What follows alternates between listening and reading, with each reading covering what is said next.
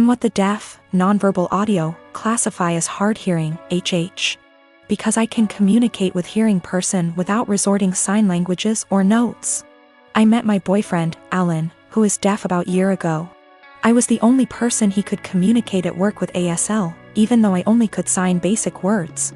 Later, he began to teach me in more advanced ASL, and we found out we have so much in common in TV, movies, books, tastes with similar goals and desires in life that we became best friends that evolved into a romantic relationship. We're going strong 9 months now and we're compatible in every area. It's the best and healthiest relationship I ever had, and I'm always excited and giddy to see him at work or when we wake up together. He feels the same, and we're talking moving each other as soon his lease is up in 3 months from now. 2 months ago, we decided to meet each other parents, which all are hearing. He's their only deaf son. Alan met mine and it went fabulous. Then we met his parents, Irma and Paul. I thought we got along because they were smiling, gushing and laughing, but I'm beginning to believe they were putting their best masks for the sake of their son.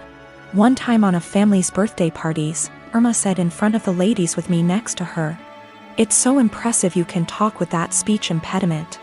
I barely can understand you myself." She said as jokingly manner, but no one laughed. Everyone glanced at each other awkwardly and I just stared at her. Then excused myself. At first I wasn't sure if she meant as generational ignorant way like, who's the woman in the relationship? To the gays. I didn't mention to my boyfriend because I was hoping it was only time remark. It wasn't. They made more comments, mostly Irma, about me struggling pronunciation or grammars, using sign language incorrectly and not teaching me the right one like Alan would do, or not having deaf//HH friends, or not going more to deaf community, and so on. It happened so gradual and subtle that I didn't realize they were being insulting to my face, that to this day I still wonder. Most of the time they would make those comments without Alan nearby. I mentioned to Alan few times and he told me that maybe they were worried I might not understand the deaf culture. He talked to them that saying those things weren't helpful and he would appreciate if they would shut it up. They didn't. Few weeks ago at barbecue party, Irma and Paul sort of insinuated about my parent for not giving best tool for me, saying it was a shame that my parent didn't put me in deaf school or letting me to get cochlea implant or letting me to study abroad in non-deaf university program. They made it sound as if my parent crippled me as person because my social and emotional network didn't consist the right people. This time I got angry and I said what they said was rude, that my parents made lot sacrifice for me and no one has the right to belittle for their choices about raising me. Alan caught at the end of the conversation, lip reading, and asked me what's going on. Not so surprisingly, Alan's parent threw me under the bus, remarking I was so sensitive after making such innocuous comment. Alan saw I was uncomfortable and asked me if I want to leave.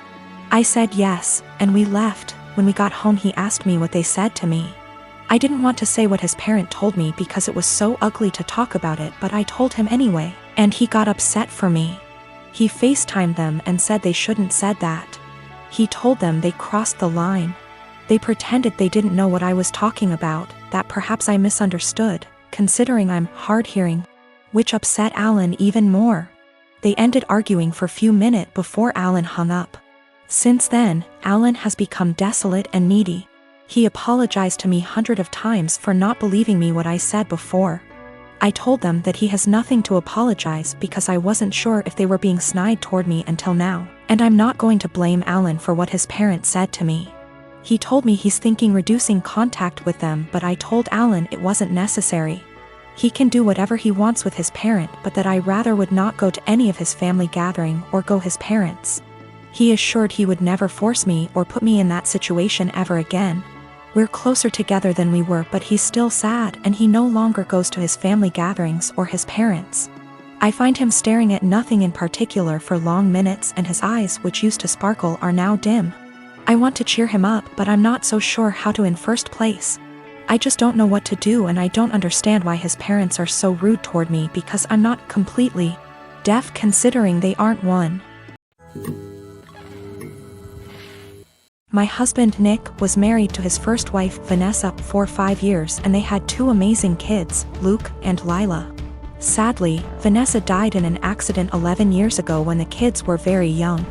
I started dating Nick 8 years ago and we started off very slowly for obvious reasons. Nick has always been a little more distant than anyone I'd ever been with.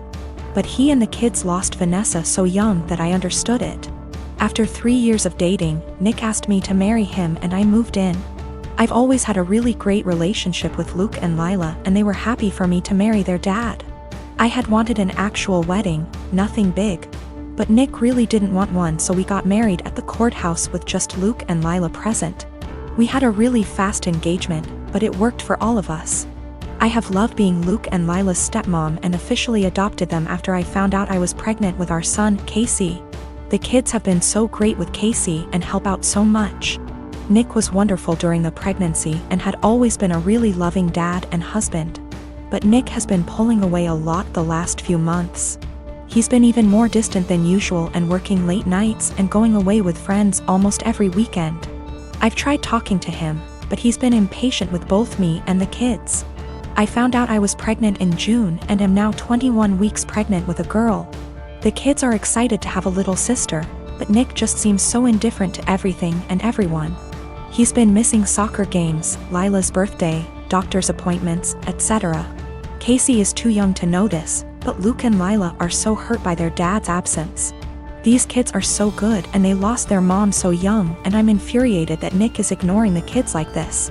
Last week, I finally sat Nick down and told him that he needs to stop disappearing and be more present in our lives. We're going to have another child soon, and before we know it Luke and Lila will be grown up and going to college. After an hour of arguing, he screamed at me that he wished Vanessa was still alive and that I had switched places with her and died instead. He also threw in some awful comments that I need to stop pretending I'm Luke and Lila's real mom and that I'm only half the mom Vanessa was. The final straw was him saying that he never even wanted any kids with me, but did it so I'd keep busy and leave him alone. I'm so beyond hurt right now. I know I'm just his second choice. But I've always tried to honor Vanessa and tell Luke and Lila how lucky they were to have her as their mom. I love all of our kids more than anything, and I'm just so heartbroken. Nick barely pays attention to Casey now and doesn't even acknowledge the pregnancy. He somewhat apologized this weekend and took all 3 kids to lunch, but he won't even look me in the eye. He seems like he wants to talk, but he doesn't say anything, and I'm too upset to even be near him. I'm not sure where to go from here. Honestly, I can't even be around Nick right now, and if there weren't any kids involved, I'd leave and never look back. I'm not sure if he's cheating or the thought of a 4th child is stressing him out. But I'm devastated and not sure how or why I should save this marriage, besides doing it for the kids. My twin sister, May, and I are identical. At the end of our first year of college, I was in a car accident, and I ended up with a facial scar and major trauma.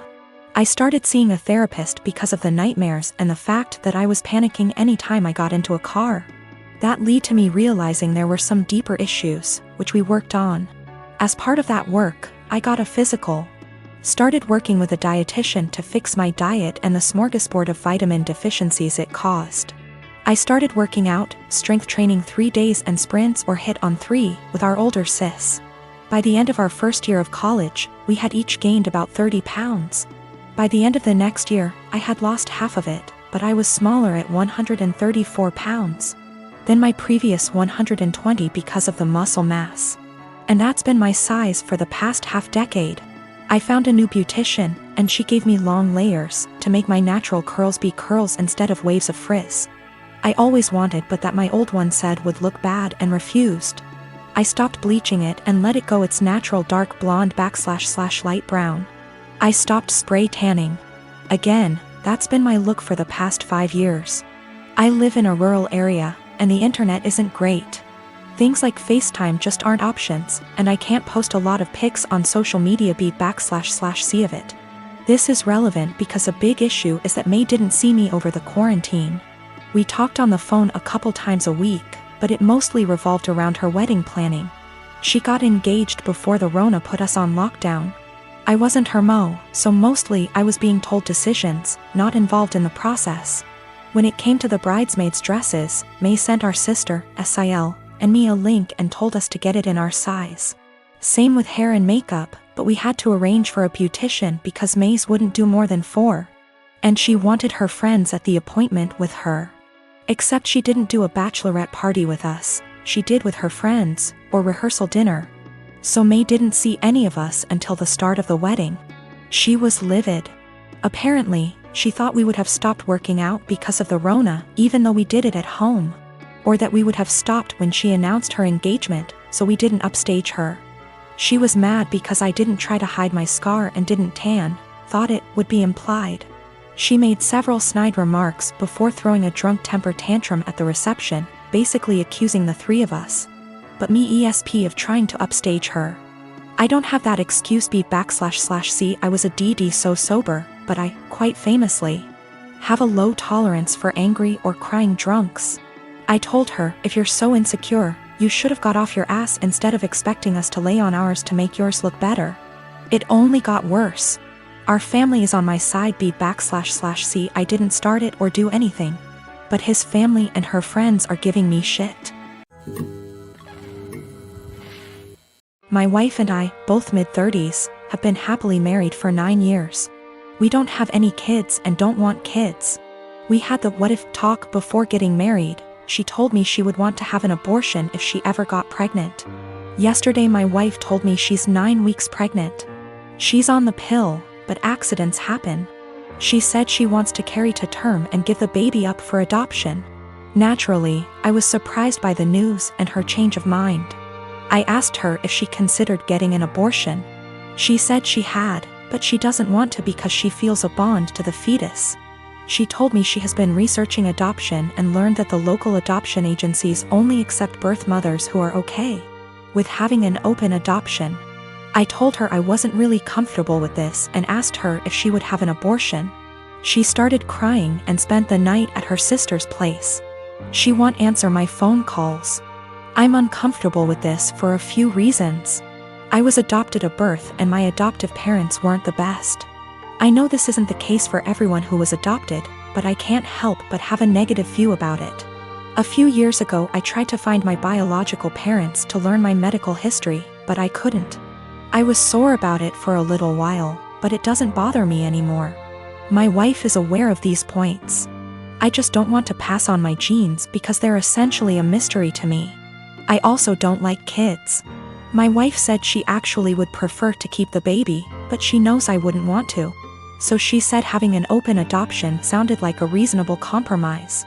I understand why she thinks that, but I still don't want to have any biological children, regardless of how much / little I would be involved in raising him or her. My wife takes birth control for reasons other than contraception. If she ever wanted to stop taking it, I would support her 100%. I realize that I'm an idiot for not getting a vasectomy a long time ago though. It honestly never occurred to me until now. I think because my wife has always been on birth control and said she would have an abortion. I see now that it was irresponsible of me to not get one regardless. I'm going to get snipped. She and I talked, it was emotional for both of us, but no voices were raised. I apologized for putting her in this position by being an idiot and not getting a vasectomy earlier. I also apologized if she felt like I was pressuring her when I asked her to have an abortion. I didn't mean to pressure her, but I know words aren't always received as we intended. She said she felt pressured a little, but forgave me because she knows I was totally caught off guard. She apologized for having a change of heart regarding abortion. She said she was really surprised by her own feelings and hopes I don't feel like she tricked me. I don't. We mutually agreed that it would be good to spend one more night apart to really think. We've always have a strong marriage, and we're both committed to working through this, whatever that may look like.